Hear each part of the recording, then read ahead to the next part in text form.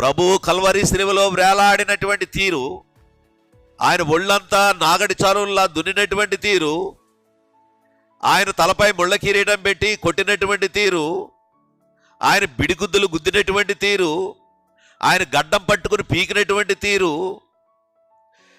వారు ఇష్టానుసారముగా వారు ఎలా చేయాలంటే అలా, వారి యొక్క కోపం తీరే వరకు, వారి యొక్క పగ తీరే వరకు ధర్మశాస్త్ర ప్రకారంగా నడుస్తున్నటువంటి ధర్మశాస్త్రాన్ని కొట్టివేయడానికి వచ్చి అనేక రకాలైన తన నిర్ణయాలు చెబుతున్నాడనే విధంతో అక్కడ ఉన్నటువంటి ఆ యూదులు కానీ, శాస్త్రులు కానీ, పరిసయ్యులు కానీ అందరూ కూడా ప్రభువుపై పగ పెంచుకున్న తీరి, ఇతను చంపేయాలి.